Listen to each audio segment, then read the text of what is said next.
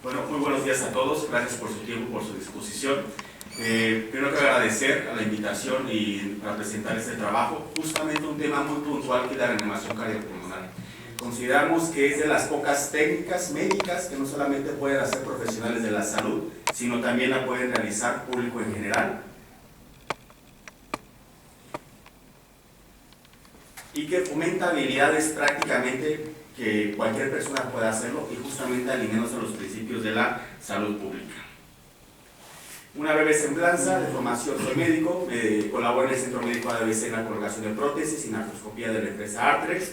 También tengo formación en la parte de historia de la medicina, llevo 14 años en la Cruz Roja Mexicana y he hecho scholarships en la Universidad de McGill, específicamente en Global Health, y en historia de la medicina en lo que es el Centro de Medicina Renacentista en Italia, y también pues soy guía en el Colegio de San Ildefonso, en el Palacio de la Escuela de Medicina, que es como mi intersección entre la parte médica y la parte histórica. Vamos a ver que este trabajo no tiene conflicto de intereses, ni incluso aunque sea de Cruz Roja. Al contrario, fomentamos a que cualquier persona pueda aprender la reanimación cardiopulmonar sin necesidad justamente de adquirir una formación, digamos, profesional. Le apostamos a que cualquier persona puede salvar vida.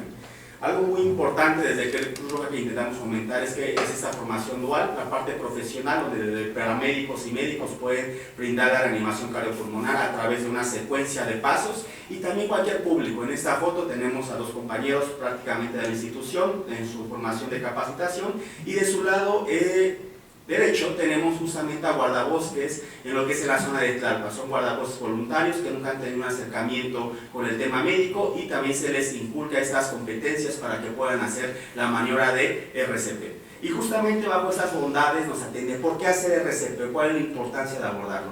El INEGI justamente en sus últimos estudios, en sus últimos reportes de 2024, aborda que tanto hombres como mujeres mexicanos principalmente nos enfermamos y fallecemos por enfermedades del corazón. Corazón, entiéndase todas estas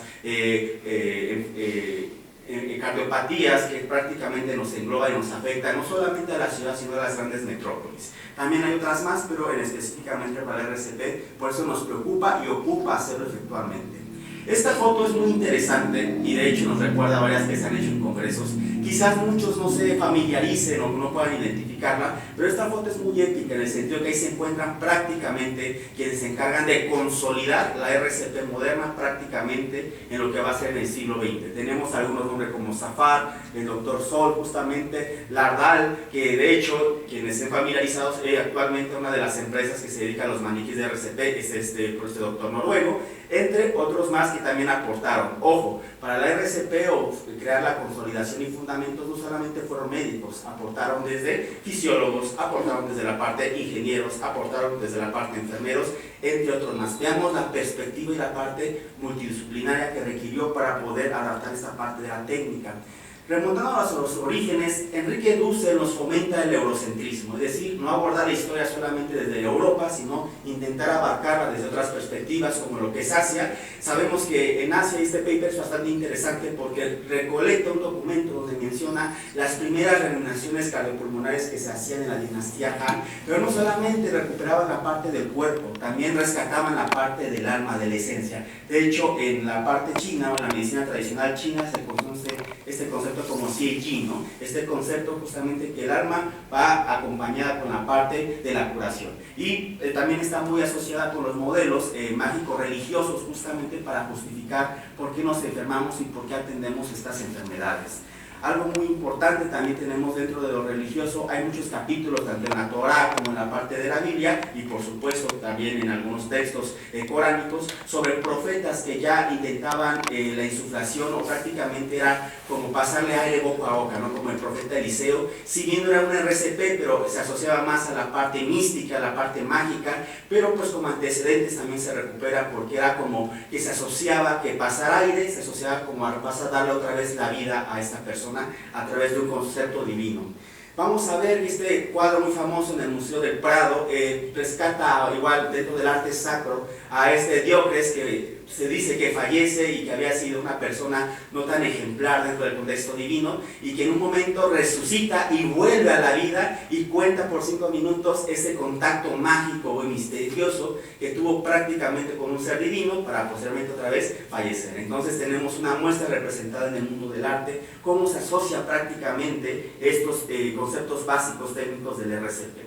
Para 1472 tenemos las primeras evidencias. Un médico italiano, en este caso Paolo, se encarga de redactar en uno de los primeros textos más importantes de pediatría europea sobre cómo dar ventilaciones a los bebés, si quieren llamarlo los neonatos o pediatras, en un texto muy interesante, muy largo, lo pueden encontrar en el acervo de las bibliotecas, en este caso de Yale, hay un acervo bastante interesante, donde pues menciona demuestra que si tú das ventilaciones o acercas aire a la boca, el bebé se puede reanimar de una manera bastante favorable.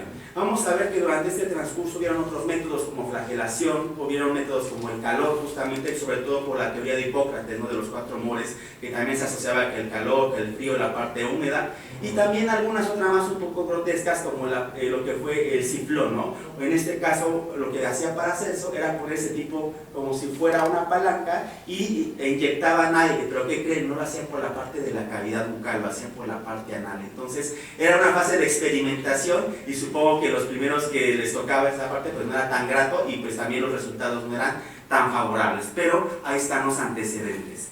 Algo importante a mencionar es el caso de 1650, justamente Danny Green, en la Universidad de Oxford, donde pues ya saben que en aquel contexto también el machismo y la persecución pues estaba al 100% y se les acusaba a las mujeres de brujas, ¿no?, justamente por hacer a lo mejor textos, algún tipo de textos académicos o incluso algún tipo de investigación o simplemente alzar la voz en una sociedad. Y en este caso Danny Green se intentó resucitar porque se dice que se había equivocado, ¿no?, que realmente no era bruja, e intentar reanimarla justamente con los métodos antiguos, frío, calor, haciendo leves masajes. No logran el objetivo, pero aquí está el antecedente, podemos verlo justamente en el gráfico, donde a través con un palito intentan hacer los principios de la reanimación cardiopulmonar.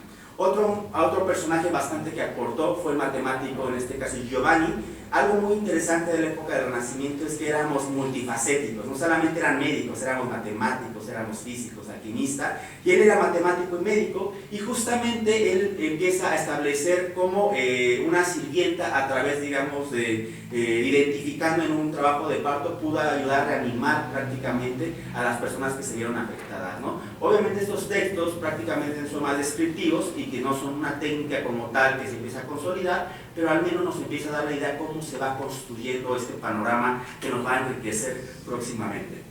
Para 1732, este médico William, prácticamente él intenta reanimar a mineros en la parte de lo que era Reino Unido, que vivían en condiciones desfavorables. Sabemos que en aquella época la medicina estaba asociada justamente con en la actualidad también, pero más en aquella época con los oficios, las desigualdades, y era que se enfermaba más, ¿no? Algo como lo hizo Rodolfo Virchow, que decía que quienes vivían en situaciones más precarias solían enfermarse más, ¿no? Y que vean que no era casualidad, sino realmente era algo asociativo. Y obviamente en este documento él redacta porque estos mineros prácticamente en estas condiciones provocan que cayeran en parada cardíaca y cómo estimulándoles en el pecho podían tener digamos, al menos una esperanza en ese sentido. En 1740 la Real Academia de Ciencias en Francia, una academia muy importante y reconocida en la actualidad, prácticamente estandariza en los documentos que estas técnicas de ventilaciones boca a boca van a salvar vidas. Entonces esto es crucial porque prácticamente es por primera vez un organismo, al menos de los primeros textos que se tienen reconocidos, pues que va a avalar este procedimiento. Durante la época de los 1856, primero de 1900, se empieza a experimentar con barriles, con caballos. Van a haber bastante técnicas interesantes por intentar reanimar a las personas. Y algo muy importante es, dentro de esta experimentación, van a intentar poner al paciente en distintas posiciones. Muchos dicen que si lo pones al revés se puede reanimar, que si lo pones de cabeza, que si lo llevas bajo trotando con un caballo. Entonces es muy fascinante ver cómo la gente empieza a experimentar, pero va a ser hasta 1858 cuando con la técnica de Sylvester, que es como una de las pioneras prácticamente en el finales del siglo XIX, él menciona que es lo más aproximado, podemos decirlo como el abuelito del RCP, ¿no? Dice que mientras se dan las compresiones debe de elevar las manos al pecho para saber la posición justamente donde se va a realizar la compresión, y durante muchos años se empieza a utilizar esta técnica. Tanta influencia tuvo que incluso cuando se citan al presidente Lincoln, su médico utiliza este tipo de técnica con las ventilaciones. Entonces fue como la técnica estandarizada en aquella época, finales del siglo XIX, principios del XX, pero justamente más o menos a la entrada de los 1900 las personas empiezan a cuestionar, ¿no? Sabemos que de hecho aquí en México y gran parte del continente americano, incluyendo Estados Unidos, pues empezamos en una transición del modelo francés al propio modelo, ¿no? Comenzando por la medicina estadounidense. En 1924, 6 cardiólogos empiezan a preguntar, oye, pues todo lo que hacen pues está bien, pero ¿por qué no empezar a cuantificar y a medir e indicar cómo hacerlo? Y se crea la Asociación Americana del Corazón, en este caso la AHA, que es uno de los organismos que rigen cómo hacer el RCP en la actualidad. La historia es muy fascinante, de hecho hay un libro que les recomiendo y lo pueden comprar en línea. A nivel de investigación, para los años de 1933 en Johns Hopkins, justamente en la Universidad de Baltimore, un ingeniero justamente junto con su equipo de trabajo empiezan a experimentar en perros. De hecho, la mayoría de experimentos de RCP se empiezan a hacer en caninos y en felinos, y empiezan a ver que justamente estimulando un masaje cuando entran en fibrilación auricular, en fibrilación ventricular, se puede justamente detener esa fibrilación y hacer que vuelva otra vez al reposo. Es muy interesante porque en la actualidad, para saber si se da RCP o no se da RCP en los profesionales de la salud, y en este caso también para desfibrilar, los criterios para desfibrilar, se sabe si el ritmo es desfibrilable o no desfibrilable. Es muy importante porque, vamos, esos es como los antecedentes que se dejan en el paper y que se publican. Posteriormente, vamos a ver que el doctor Paul Sold establece lo que va a ser en el New England, es una revista médica muy importante que quizás varios conozcan, sobre también sus experimentos, pero él aquí prácticamente ya lo empieza a aplicar en humanos y esto lo empieza a reportar. Justamente estos doctores que estoy mencionando están en la foto que vimos al principio y empiezan prácticamente a dejar una evidencia científica de cómo se va a estandarizar esta metodología. Algo muy importante también en varias organizaciones como la Cruz Roja, a nivel global, la Cruz Roja surge justamente de una batalla italiana, la batalla de Solferino, finales del siglo XIX, y se empieza a estandarizar principalmente en Europa y en el continente americano por Estados Unidos, y empiezan a alinearse y a sacar propuestas para el público en general, ¿no? Justamente con los pocos recursos que se tenían y los avances de Sol que obviamente también iban aportando, y empiezan a incursionar con técnicas con las ventilaciones boca a boca o respiraciones como muchos la llaman, y empezar a determinar qué tan profundo vamos a empezar a comprimir, y también es el aporte de la Cruz Roja. Posteriormente vamos a ver otros doctores muy importantes, Elam y el doctor Zafar, que son también dos pioneros, publican prácticamente la secuencia del RCP. En la actualidad, si uno quiere hacer RCP, primero debe dar compresiones, después debe de hacer lo que es apertura de la vía aérea y después las ventilaciones. Entonces, obviamente es la actualización, pero antes se pensaba que era primero abrir la vía aérea, posteriormente las ventilaciones y después las compresiones. ¿Quiénes se encargaron de escribir esto? Pues prácticamente el doctor Zafar, que fue incursionista con todo el equipo, y publicaron papers, autografías bastante interesantes. Que le llame la atención, créanme que estos libros, si bien no se consiguen en México, pero pueden comprarlos en Amazon o en línea, y es muy interesante la historia, cómo la va describiendo.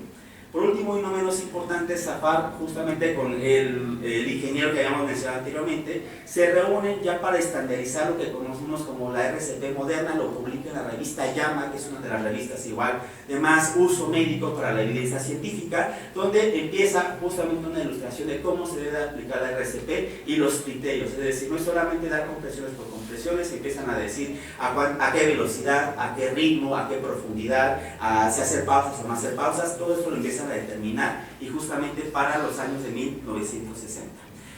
Vamos a ver que en ese mismo año el doctor Lardal, noruego, empieza a crear los primeros maniquís, justamente inspirándose en la chica del río Sena, una chica que fallece ahogada y que se inspira en lo que es la parte facial para crear esos maniquís. Si algún día ustedes practican RCP, van a darse cuenta pues que la carita se parece un poquito, ¿no? En la mayoría, va a variar el modelo, pero bueno, y esta es una de las empresas que en la actualidad es un referente pues para utilizar y practicar la RCP. Y se dice que pues Lardal su primera sus primeras creaciones de maniquí, tomó a su comunidad varios maniquís para que en Noruega pudieran practicar la RCP, sobre todo por las condiciones tan abismales que hay en el norte del globo terráqueo. Por último, y no menos importante, Ilona Sherlis, vamos a ver que de hecho es una marca que se dedica a dispositivos de cardiología y lo que es ecocardiografía, se encarga prácticamente de estandarizar y crear un comité en la AJA prácticamente para empezar a actualizar esas guías. Para los que desconocen el mundo, estas guías se actualizan una cierta cantidad de veces y nos indican a los profesionales de la salud, como al público en general, cómo hacer la técnica de mejor calidad y sobre todo para que obtengas mayor beneficio. Algo muy importante y sí me gustaría dejar en claro que hay un mito muy típico aquí, sobre todo en LATAM y en México, que varios piensan que el AJA es la máxima autoridad. No, hay muchos organismos. De hecho, se podrá considerar que el organismo que engloba son las guías ILCOR, que prácticamente engloban a todas las asociaciones, pero tenemos la asociación brasileña, las guías europeas, aquí en México, por supuesto, la famosa SICA, ¿no?, que es la Interamericana del Corazón, la Sociedad Americana de Cardiología. Entonces, procuremos ser un poquito más amplios, en este caso, al momento de intentar, cuando queramos aprender RCP, y no quedarnos solamente con una institución. Como ya vimos, la AJA, por supuesto, atrincheró, por supuesto, fue de las primeras en comenzar, pero tampoco no es la máxima autoridad, ¿vale? Y por último, cerramos justamente con esta foto, que son los que les mostré, ahora sí quizás ya bajo el contexto, y que en la actualidad, ¿cuál es el impacto o que podemos verlo reflejado? Pues bueno, en el 2008 se crea el RCP con las manos. ¿Qué quiere decir? Que cualquier persona, sin necesidad de dar ventilaciones, tú puedes dar RCP, te colocas en posición, das compresiones y con eso puedes salvar una vida. Y dato curioso, en octubre de este año pasado se acaban de actualizar las guías de la AJA y también de la europea, donde nos dicen a todas las personas cómo dar RCP de una mejor manera. Por mi parte es todo, les dejo mi contacto, también estoy en la Cruz Roja, estoy acá, pero ahorita quizá por si a alguien le interesa, y igual el código QR para LinkedIn y podamos continuar la conversación. Muchas gracias.